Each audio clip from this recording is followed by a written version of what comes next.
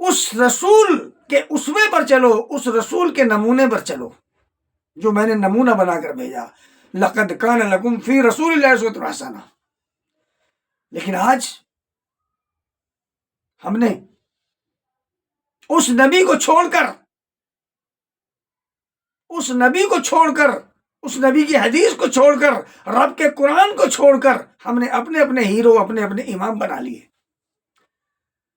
اور جو ایسا کریں گے وہی ضلالت میں، گمراہی میں ہے، وہی دین سے بھٹک جائیں گے. تو اللہ رب العالمین کا جو قرآن ہے، جو محدثین نے، علماء نے اس کو ترجمہ کیا ہے اردو زبان میں، وہ عوام الناس کے لیے کیا ہے.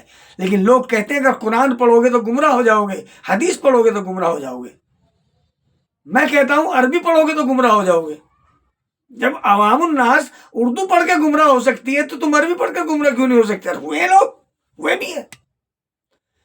لیکن اس کو صحیح ڈھنگ سے پڑھو گے، اس کو اخلاص سے پڑھو گے، اس نصیحت کے لیے پڑھو گے تو آپ کی اصلاح ہوگی. اور آپ اس کو کبر کے لیے پڑھو گے، تکبر کے لیے پڑھو گے، اس کو دنیا کے لیے پڑھو گے تو کبھی بھی تمہیں نصیحت نہیں ہوگی، تم پٹو گے. وَاعْتَصِمُوا بِحَبْلِ اللَّهِ جَمِيعًا وَلَا تَفَرَّقُوا. اللہ نے بٹنے کے لیے منع کیا لیکن تم بٹ رہے ہو. اللہ نے فرما دیا وَاعْتَصِمُوا بِحَبْلِ اللَّهِ جَمِيعًا وَلَا تَفَرَّقُوا. تم سب مل کر اللہ کی رسی کو مضبوطی سے پکڑو. اگر تم نے مضبوطی سے اس کو پکڑ لیا، اس رسی کو، رسی کہتے کسے ہیں؟ رسی کہتے ہیں جس کو بٹ دیا جائے. تو اللہ نے اس آیت کے اندر حدیث کا بھی، اللہ کے رسول کے فرمان کا بھی بتا دیا اور اپنے فرمان کا بتا دیا. قرآن اور حدیث دونوں چیز آگے ہے. رسی جو کہا گیا ہے، رسی کہا جاتا ہے جس کو بٹ دیا جائے، اور جو بٹی نہیں جاتی وہ رسی نہیں ہوتی، وہ دھاگا ہوتا ہے. رسی سے مراد بٹنا ہے. تو قرآن حدیث کا گہرا تعلق ہے. قرآن کے حدیث کے بغیر قرآن کو آپ نہیں سمجھ سکتے. تبھی تو امام بنانا پڑے گا. امام رہبر اپنا دنیا میں جو آپ بناؤ گے اللہ کے رسول کے علاوہ، تو اس کو اس لیے بناؤ گے استاد کے زمرے میں. اس کو استاد سمجھیں گے، ہمارا استاد ہے، اس سے ہمیں سیکھنا ہے. کیوں؟ جس چیز کا تمہیں علم نہیں، خبر نہیں ہے، قرآن میں نہیں سمجھ پا رہے ہو پڑھنے کے باوجود، تو اسے اہل ذکر سے پوچھ لو. اس لیے امام بنایا. اس لیے امام نہیں بنایا کہ اس کے نام پر تم فرقوں کے نام رکھ دو. آپ فرقوں میں بٹ جاؤ، جماعتوں میں بٹ جاؤ، دیوبندی بن جاؤ، بریلوی بن جاؤ، قادیانی بن جاؤ، شیعہ بن جاؤ، کچھ بھی بن جاؤ. اس لیے نہیں آیا قرآن. یہ قرآن ہمیں اتفاق اور اتحاد کی دعوت دیتا ہے. فرقوں میں بانٹنے کے لیے قرآن نہیں آیا. ہمیں ایک واحد امت بنایا ہے. ہم ایک واحد امت بنے، تنہا واحد امت. اور تنہا واحد امت بنیں گے اس قرآن کو لے کر تو انشاءاللہ ہم جنت میں جائیں گے. اللہ رسول نے فرمایا میری ساری امت جنت کے اندر جائے گی، ساری امت جنت کے اندر، مگر وہ نہیں جو میرا انکار کرے. صحابہ نے کہا یا رسول اللہ آپ کا انکار کون کر سکتا ہے؟ آپ کا انکار کون کر سکتا ہے؟ اللہ کے رسول نے فرمایا جس نے میری نافرمانی کی اس نے جنت میں جانے سے انکار کر دیا.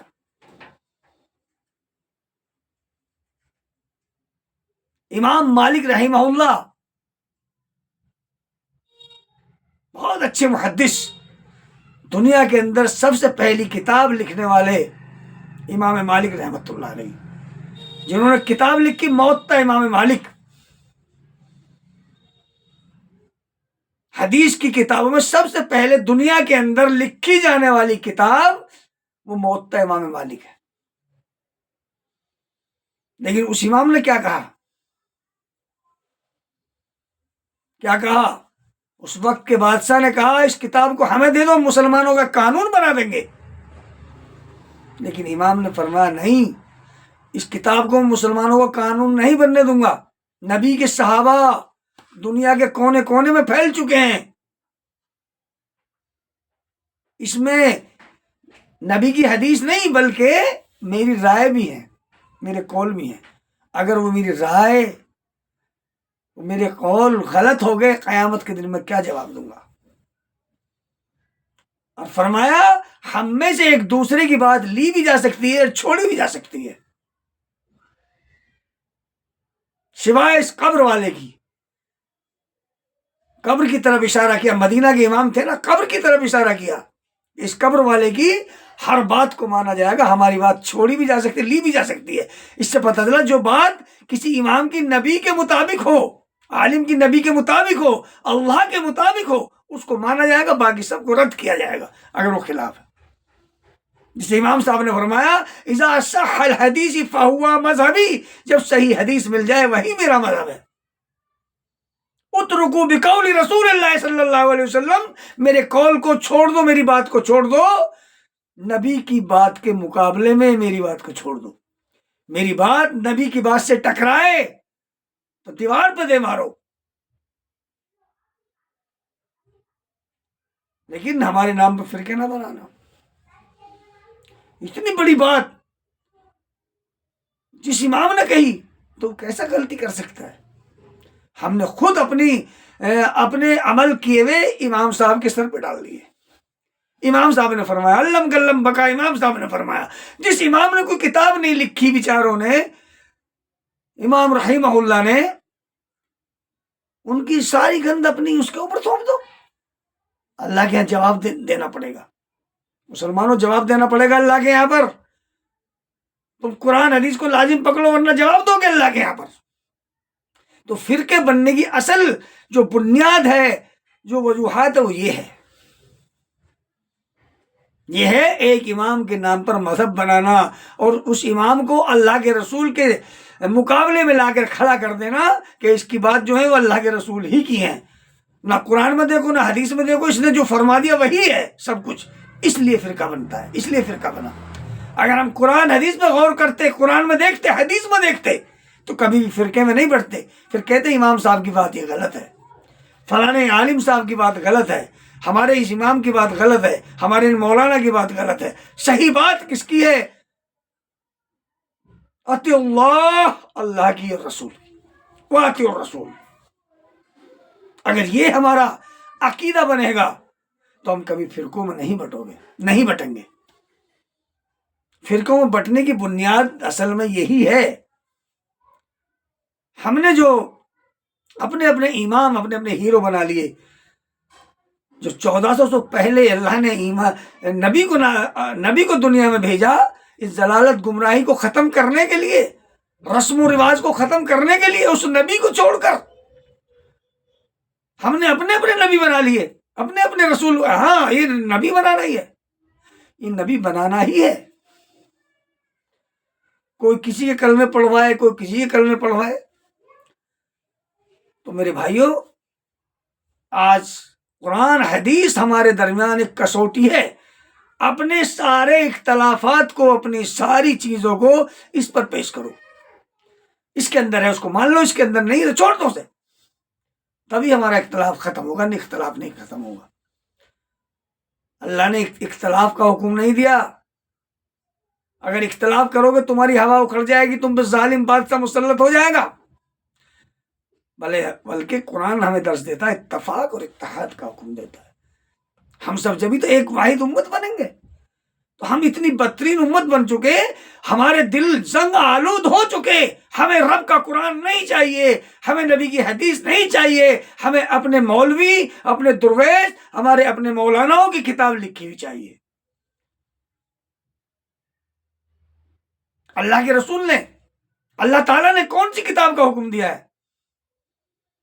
اتبعوا ما انزل الیکم من ربکم ولا تتبعوا من دونه اولیاء قلیلا ما تذکرون. تم اس کی اتباع کرو، اس کی پیروی کرو جو ہم نے نازل کی ہے، اس کو چھوڑ کر جو تم نے من گھڑت اولیاء بنائے ہیں. قلیلا ما تذکرون، ان کی بات مت مانو. کس کی بات مانو؟ اللہ کی اور رسول کی. اس کتاب پر ایمان لاؤ، اس کی پیروی کرو، اس کو چھوڑ کر کسی اور کی من گھڑت اولیاؤں کی پیروی مت کرو.